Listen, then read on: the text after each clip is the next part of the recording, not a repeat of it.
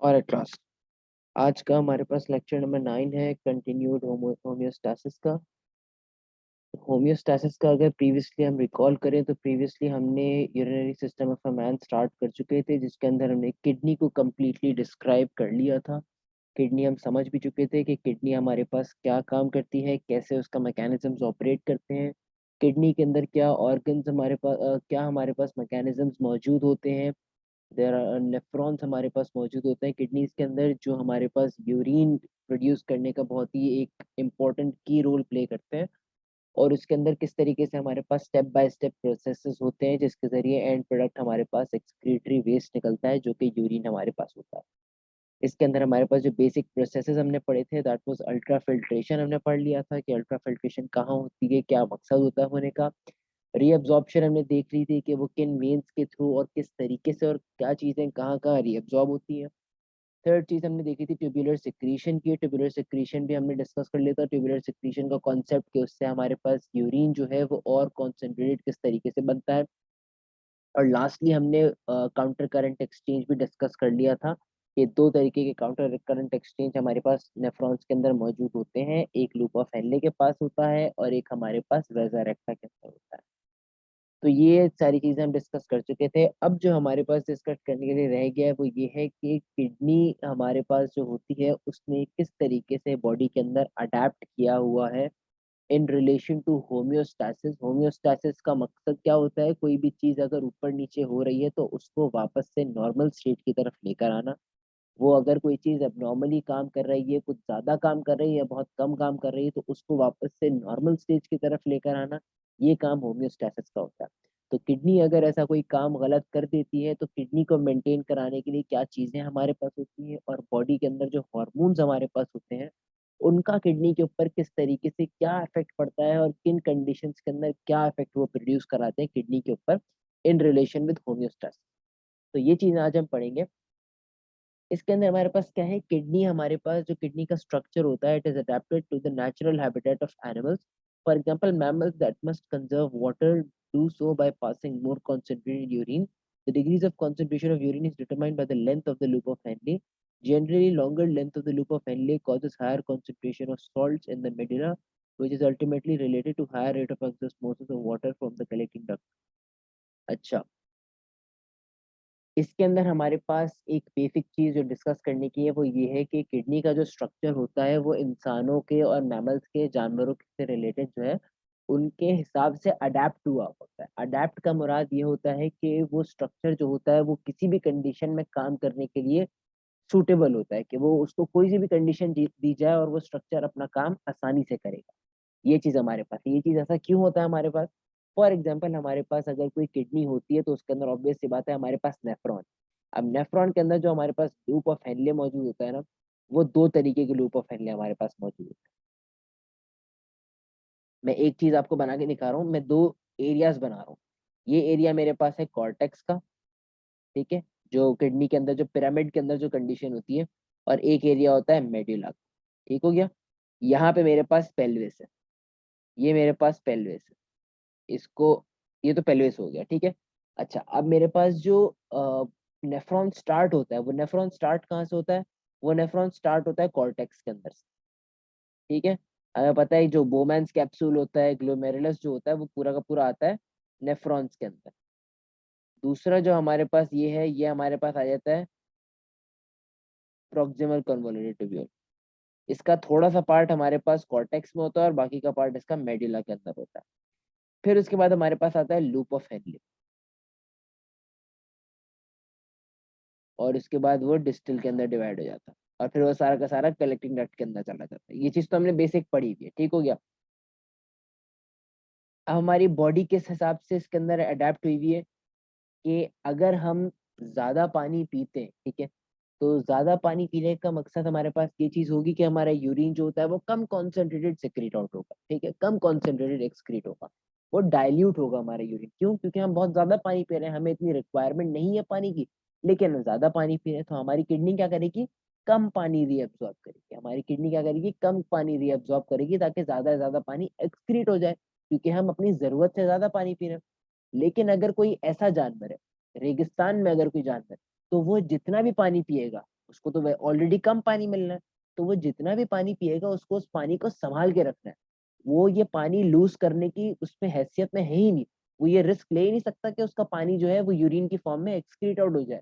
तो उसको क्या करना होगा, उस जानवर को, उस जानवर की किडनी को क्या करना होगा, ज्यादा से ज्यादा पानी की रीअब्जॉर्प्शन करानी होगी।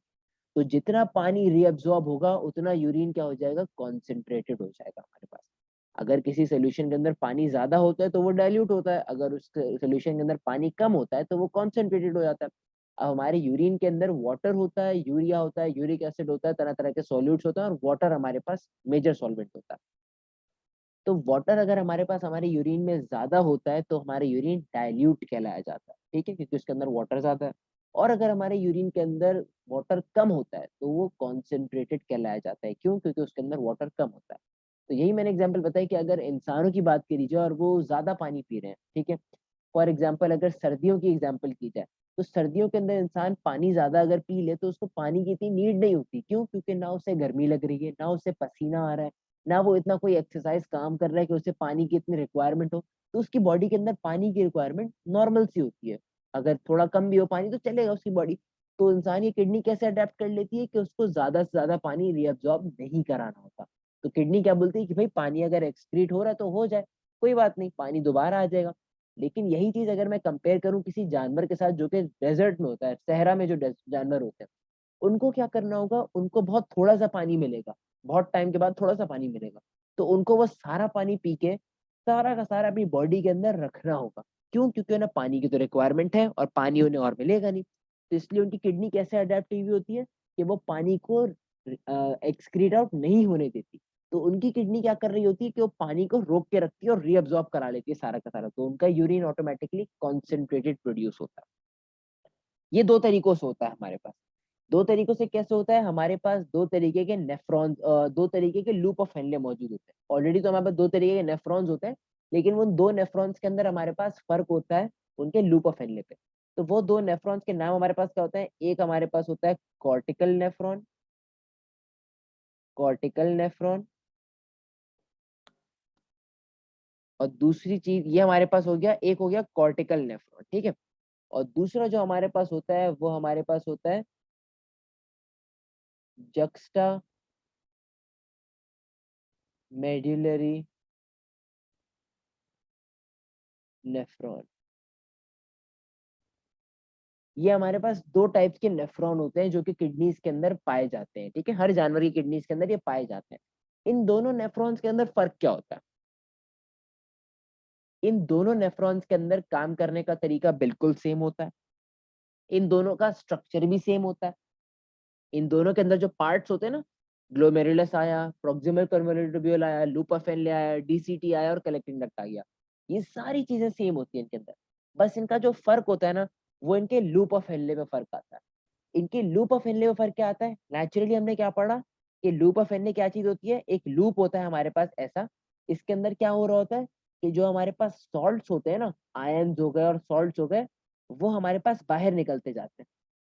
सॉल्ट्स हमारे पास बाहर निकलते जाते हैं। जब सॉल्ट्स बाहर निकल जाते हैं तो इससे होता क्या है, हमारे पास जो अंदर जो वाटर मौजूद होता है ना, वो अपने आप बाहर आना शुरू हो जाता है हमारे पास। ये हमने बेसिक मैकेनिज्म पढ़ा था इसका, लूप ऑफ मिलने का, कि सॉल्ट्स हमारे पास बाहर आ जाते हैं तो हमारे पास जो वाटर होता है वो भी अपने आप बाहर आ जाता है। तो जो यूरिन प्रोड्यूस होता है वो कॉन्सेंट्रेटेड प्रोड्यूस होता है, क्योंकि यूरिन के अंदर तो वाटर बचता ही नहीं, क्योंकि सारा का सारा वाटर तो सॉल्ट्स की वजह से बाहर आ गया। तो हमारे पास यहाँ पे दो तरीके के नेफ्रॉन्स मौजूद होते हैं, एक हमारे पास हो गया कॉर्टिकल, एक हमारे पास हो गया मेडुलरी। इनको याद करने का सबसे आसान तरीका जो ये होता है वो इनके नामों के अंदर ही है। एक आपके पास नाम आ रहा है कॉर्टिकल, एक आपके पास नाम आ रहा है मेड्यूलरी। तो किडनी के दो पार्ट्स होते हैं, एक होता है कॉर्टेक्स और एक होता है मेड्यूला। एक हो गया कॉर्टेक्स, एक हो गया मेड्यूला। अच्छा, ये मेरे पास दो रीजन होते हैं, फॉर एग्जाम्पल ऊपर कॉर्टेक्स आता है, बाद में मेड्यूला आता है हमारे पास। जी, तस्बीह बिल्कुल सही बता रही है। जो हमारे पास जो कॉर्टिकल नेफ्रॉन्स होते हैं ना, उनका जो लूप ऑफ हेनले होता है वो एक छोटा सा होता है। वो बस समझे इतना सा आएगा और वापस से ऊपर चले जाएगा और डीसीटी के अंदर काम करेगा और कलेक्टिंग डक्ट में चला गया। ये ऐसा हमारे पास होता है, ठीक है। क्या हुआ, ये छोटा सा नेफ्रॉन, छोटा सा लूप ऑफ हेनले होता है। नेफ्रॉन का स्ट्रक्चर वही है नेफ्रॉन का हमारे पास जो ऑर्डर है वो भी वही है, मैकेनिज्म भी सेम है, कोई चेंजेस नहीं है। सिर्फ ये है कि लूप ऑफ हेनले का साइज जो है ना थोड़ा सा छोटा होता है। वो जो लूप होता है ना इसका, वो क्या होता है, वो थोड़ा सा जाता है मेडुला के अंदर और फिर ऊपर आ जाता है वापस, वो ज्यादा डीप में नहीं जाता। जो जक्स ये इसका मतलब क्या हुआ, ये कॉर्टिकल नेफ्रॉन है। क्यों, इसका लूप ऑफ हेनले जो है वो ज्यादातर कॉर्टेक्स के अंदर है। लेकिन जो जक्स्टा मेडुलरी होता है ना, जक्स्टा मेडुलरी के अंदर नाम में मेडुला आ रहा है, तो इसका मतलब क्या होता है, इसका लूप ऑफ हेनले जो है वो क्या है, वो बहुत नीचे तक ट्रेवल करता है। ये मेरे पास फर्क होता है कॉर्टिकल नेफ्रॉन्स के अंदर, और ये मेरे पास होता है जक्स्टा मेडुलरी के अंदर। ठीक हो गया। इसका लूप ऑफ हेनले थोड़ा सा लेंदी होता है और थोड़ा नीचे तक डीप में जाता है मेडुला के, और कॉर्टिकल नेफ्रॉन का थोड़े से टर्न में वापस आ जाता है। इससे होता क्या है, इसका आफ्टर इफेक्ट हमारे पास क्या पड़ता है, इसका इफेक्ट ये होता है कि जब हमारे पास लूप ऑफ हेनले बहुत छोटे से साइज का होता है, तो इसके अंदर भी काम वही होता है। इसके अंदर भी हमारे पास क्या होगा, सारे के सारे आयंस बाहर आएंगे, हमारे पास सॉल्ट्स बाहर आएंगे, जिसकी वजह से क्या होगा, वाटर भी बाहर आ जाएगा। लेकिन ये क्या है, क्योंकि हमारे पास ये लूप ऑफ हेनले छोटा सा है, तो इसके अंदर क्या होगा, बहुत छोटा सा रास्ता है, ये कम टाइम मिलेगा। तो कम टाइम मिलने से क्या होगा, वाटर निकलेगा तो सही, लेकिन इतना ज्यादा वाटर नहीं निकल पाएगा। तो एट द एंड यूरिन के अंदर वाटर फिर भी मौजूद होगा, तो यूरिन फिर भी थोड़ा सा डाइल्यूट रहेगा। लेकिन जो जक्स्टा मेडुलरी नेफ्रॉन होते हैं ना, इनके अंदर भी मैकेनिज्म सेम है। सारे के सारे सॉल्ट्स बाहर आ रहे हैं, सारे के सारे सॉल्ट्स बाहर आ रहे हैं दोनों तरफ से, जिनकी वजह से वाटर भी हमारे पास बाहर आ रहा है। लेकिन इसके अंदर यूरिन जो प्रोड्यूस होता है ना, वो बहुत ही कॉन्सेंट्रेटेड यूरिन प्रोड्यूस होता है। क्यों, क्योंकि ये लूप ऑफ हेनले इतना लंबा लूप ऑफ हेनले है, इतना लंबा रास्ता है, तो क्या होता है, ज्यादा से ज्यादा आयंस आराम से बाहर आ जाते हैं, और जितना भी वाटर होता है वो आसानी से सारा का सारा बाहर आ जाता है। क्यों, क्योंकि उसके पास इतना सारा टाइम है, इतना लंबा रास्ता है, इसको अभी ट्रेवल करना है। तो क्या होता है, जो कॉर्टिकल नेफ्रॉन के अंदर यूरिन प्रोड्यूस होगा ना, वो डायल्यूट होता है, और जो जक्स्टामेडुलरी के अंदर होता है वो हमेशा कॉन्सेंट्रेटेड होता है। क्यों, क्योंकि उसका लूप ऑफ हेनले का साइज बड़ा होता है, और कॉर्टिकल नेफ्रॉन के लूप ऑफ हेनले का साइज छोटा होता है। इसलिए हमारे पास यूरिन जो होता है वो कॉन्सेंट्रेटेड प्रोड्यूस होता है जक्स्टामेडुलरी में। ये हमारे पास दो टाइप्स के नेफ्रॉन्स थे, ठीक है, ये किडनी के अडेप्टेशन है। अच्छा, अब अगर हम बात करें तो किडनी में जो किडनी के ऊपर हार्मोन्स का क्या इफेक्ट पड़ता है, जाहिर सी बात है, बॉडी है, इंसान की बॉडी है, उसके अंदर हार्मोन्स तरह तरह के रिलीज होते हैं। ठीक है, एक किस्म का हार्मोन नहीं होता, काफी तरीके के हार्मोन्स हमारे पास बॉडी में मौजूद होते हैं। तो वो हार्मोन्स जब रिलीज होते हैं बॉडी के अंदर, तो उनका कोई मकसद होता है, कोई काम करवाना होता है।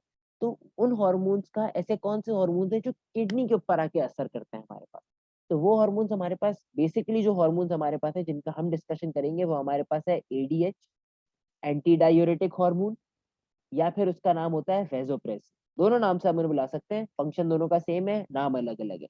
एक का नाम है एडीएच, एंटी डायूरेटिक हार्मोन, या फिर उसको हम वेजोप्रेसिन भी बुला सकते हैं। तो अगर कहीं पेपर के अंदर वेजोप्रेसिन लिखा हुआ होता है तो इसका मतलब वो एडीएच की बात कर रहे हैं, या फिर अगर कहीं एडीएच लिखा हुआ है तो फिर इसका मतलब वो वेजोप्रेसिन की बात कर रहे हैं। दोनों चीजें सेम होती है। एक हार्मोन हमारे पास ये हो गया। दूसरा हार्मोन हमारे पास होता है एल्डोस्टेरॉन। ठीक हो गया। तीसरा हार्मोन हमारे पास होता है पैराथॉर्मोन। ठीक है, ये हमारे पास हार्मोन्स है। अच्छा, अब इनका हमारे पास काम क्या होता है, जो हमारे पास एंटी डायूरेटिक हार्मोन होता है ना, या फिर वेजोप्रेसिन होता है, ये क्या करता है, जो कलेक्टिंग डक्ट्स हमारे पास मौजूद होती है ना किडनी के अंदर, सबसे एंड में जो हमारे पास डक्ट आती है, ये डीसीटी हमारे पास कंप्लीट हुआ, और इसके बाद ये कलेक्टिंग डक्ट हमारे पास एक आ जाती है, ठीक है, जो पेल्विस के अंदर जाती है हमारे पास। इस कलेक्टिंग डक्ट से काफी सारे नेफ्रॉन्स जुड़े हुए होते हैं हमारे पास। ये चीज तो हमें पता है, काफी सारे नेफ्रॉन्स आके हमारे पास इसके अंदर जुड़े हुए होते हैं कलेक्टिंग नेट के अंदर। तो ये एक कलेक्टिंग नेट के अंदर काफी सारे नेफ्रॉन्स का सारा जो वेस्ट मटेरियल होगा, यूरिन जो प्रोड्यूस हो रहा होता है, वो सारा का सारा नीचे पेल्विस की तरफ जा रहा होता है। ये हमारे पास पेल्विस होता है। तो ठीक हो गया। अच्छा, अब इसके अंदर हमारे पास, हमें पता है ये जो वेस्ट जा रहा होता है, इसके अंदर होता क्या है, वाटर होता है, बचा कुचा वाटर, बाकी यूरिया, यूरिक एसिड और क्रेटिनाइन वगैरह हमारे पास होता है। ठीक हो गया, ये सारी की सारी चीजें होती हैं। अब हमारे पास इसके अंदर वाटर भी होता है। अब फॉर एग्जाम्पल, एक सिचुएशन ऐसी आती है कि हमें बहुत ज्यादा प्यास लग रही है, हम गर्मी में हैं, हमने एक गिलास पानी पिया है, ठीक है। अब वो एक गिलास पानी जब हमारी किडनी के अंदर फिल्टर हुआ, तो थोड़ा सा पानी प्रॉक्सिमल कन्वोल्यूटेड ट्यूब्यूल ने एब्जॉर्ब कर लिया, क्योंकि पूरी किडनी को तो पता है ना कि भाई गर्मी हो रही है, पानी एब्जॉर्ब कराना है, पानी यूरिन के अंदर एक्सक्रीट नहीं होने देना, गर्मी हो रही है, क्योंकि पानी की तो जरूरत है बॉडी में। तो पीसीडी के अंदर थोड़ा सा पानी एब्जॉर्ब हो गया। थोड़ा सा पानी लूप ऑफ हेनले के अंदर एब्जॉर्ब हो गया, थोड़ा सा पानी डीसीटी के अंदर एब्जॉर्ब हो गया। जो एंड में पानी बच गया वो पानी चला गया कलेक्टिंग डक्ट के अंदर।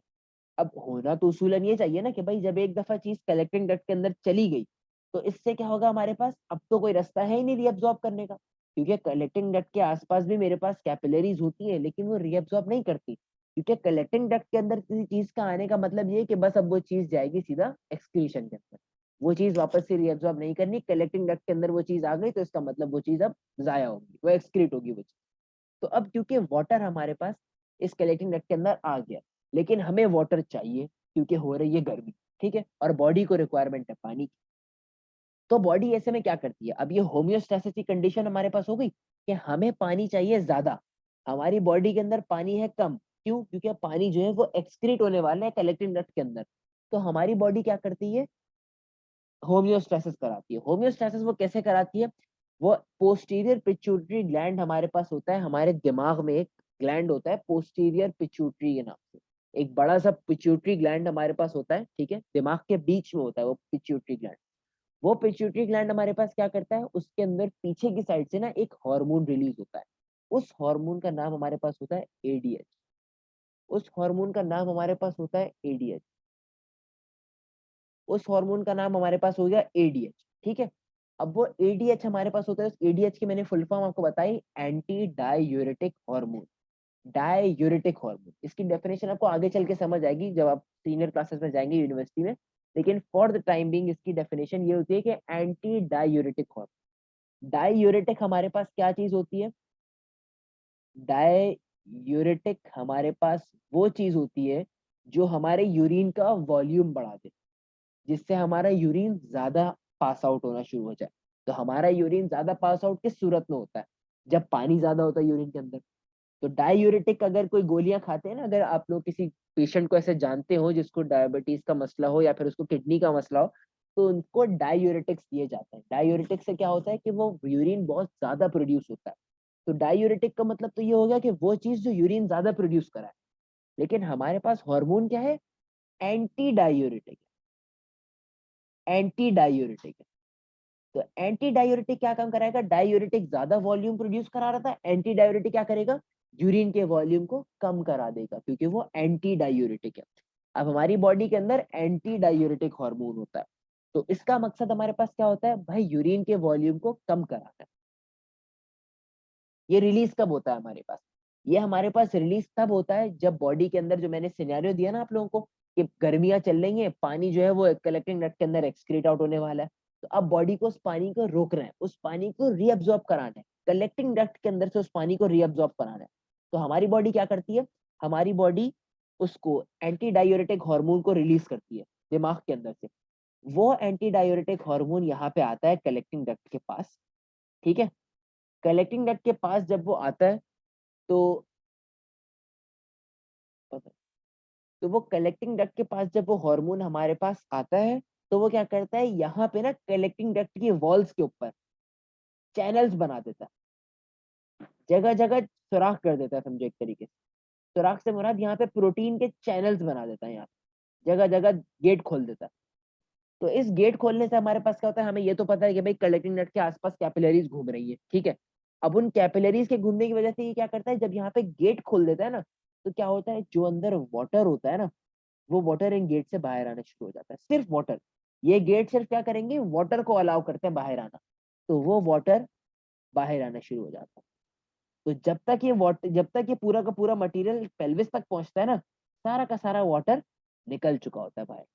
तो एंड में हमारे पास क्या बच जाता है, कॉन्सेंट्रेटेड यूरिन हमारे पास बच जाता है। गर्मियों के अंदर यही होता है हमारे पास। तो हमारे पास फिर क्या होगा, कॉन्सेंट्रेटेड यूरिन प्रोड्यूस होगा, इसलिए हमारी बॉडी एडीएच या वेजोप्रेसिन सिक्रीट करती है, ताकि क्या करे, वाटर को रीअब्सॉर्ब करा ले कलेक्टिंग डक्ट के अंदर से। ये हमारे पास पहले हार्मोन का काम हो गया, एडीएच का, ठीक हो गया। अच्छा, इसके अंदर हमारे पास, उसके बाद हमारे पास क्या है, concentration of sodium ions in the body fluids is controlled by another hormone called aldosterone। अच्छा, सोडियम आयंस हमारे पास जाहिर सी बात है रीअब्सॉर्ब होते हैं, जैसे कि मैंने बताया लूप ऑफ हेनले के अंदर सोडियम आयंस बाहर आ जाते हैं, उसकी वजह से वाटर भी बाहर आता है। तो बॉडी के अंदर सोडियम आयंस की भी एक लिमिट है कि भाई इतने ज्यादा सोडियम आयंस होने चाहिए, इससे ज्यादा नहीं होने चाहिए। तो अगर हमारी बॉडी के अंदर सोडियम आयन कम होते हैं, फॉर एग्जाम्पल कम होते हैं, तो क्या होता है, हमारी बॉडी क्या करती है, हमारी बॉडी जो एड्रीनल ग्लैंड थे ना, जो मैंने आपको बताए थे, एड्रीनल कॉर्टेक्स हमारे पास होता है किडनी के ऊपर, जो मेरे पास ट्राइंगल बना हुआ होता है किडनी के ऊपर, मैंने आपको बना के दिखाया था कि ये हमारे पास अगर किडनी है तो इसके ऊपर यहाँ पे एक ट्राइंगल सा बना हुआ होता है, इस ट्राइंगल को एड्रीनल ग्लैंड कहा जाता है। तो इसके अंदर से हमारे पास एक हार्मोन रिलीज होता है जिसे हम कहते हैं एल्डोस्टेरोन। ये हार्मोन क्या करता है, जो एडीएच काम कर रहा था ना, एब्जॉर्प्शन को बढ़ा दिया था वाटर की, एल्डोस्टेरोन भी यही काम कर रहा होता है, वो सोडियम आयंस की एब्जॉर्प्शन को बढ़ा देता है। तो सोडियम आयंस हमारे पास ज्यादा से ज्यादा रीअब्जॉर्ब होना शुरू होता है, होम्योस्टैसिस हो गया। तीसरा हार्मोन हमारे पास है पैराथॉर्मोन। पैराथॉर्मोन हमारे पास किस चीज को कंट्रोल करता है, कैल्शियम आयन की कॉन्सेंट्रेशन। पैराथॉर्मोन कैल्शियम आयन की कॉन्सेंट्रेशन को कंडक्ट कराएगा। जो एल्डोस्टेरॉन है वो सोडियम आयन को कराएगा। एंटी डायूरेटिक हार्मोन वाटर की कॉन्सेंट्रेशन देखेगा। जो पैराथॉर्मोन होता है वो कैल्शियम की कॉन्सेंट्रेशन को देखता है हमारे पास। ये हमारे पास कहाँ से रिलीज होता है, ये पैराथायरॉइड ग्लैंड से होता है। पैराथायरॉइड ग्लैंड हमारे पास गले के अंदर, गले में एक ग्लैंड मौजूद है, थायरॉइड ग्लैंड जिसे कहते हैं। गले में सामने की तरफ वो ग्लैंड मौजूद होता है थायराइड ग्लैंड के नाम से। उसके अंदर हमारे पास एक हिस्सा होता है जिसे पैराथायरॉइड कहते हैं। वहां से हमारे पास पैराथॉर्मोन रिलीज होता है। ये हमारे पास क्या करता है, जिस तरीके से एल्डोस्टेरॉन सोडियम की रीअब्जॉर्प्शन बढ़ा रहा था, ये कैल्शियम की रीअब्जॉर्प्शन बढ़ाना शुरू हो जाता है। तो जब बॉडी के अंदर कैल्शियम की कमी होगी तो क्या होगा, पैराथायरॉइड हार्मोन जो है वो पैराथॉर्मोन रिलीज कराएगा। वो जाके क्या कराएगा, किडनी के अंदर कैल्शियम आयंस की रीअब्जॉर्प्शन को बढ़ा देगा।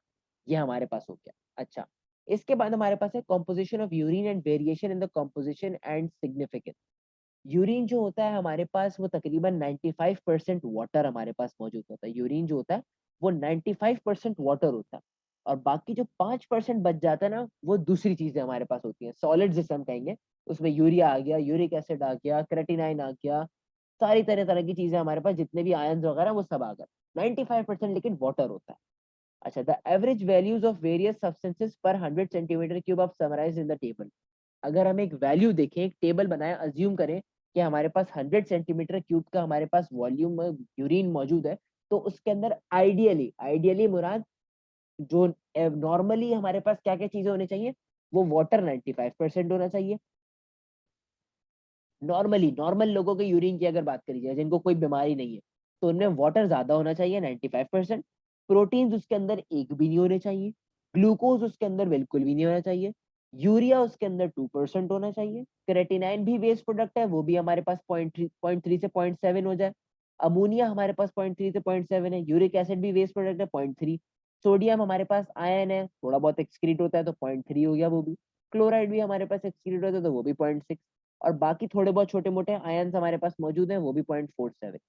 तो पीएच हमारे पास जो बन जाता है वो तकरीबन इसका 5 पीएच हमारे पास बन जाता है। यूरिन का जो पीएच होता है वो 5 होता है। तो ये चीज आपको याद रखनी है कि यूरिन का पीएच हमारे पास 5 होता है। तो नॉर्मल इंसान जो होता है ना, उसकी बॉडी के अंदर यूरिन की कॉम्पोजिशन ये होती है।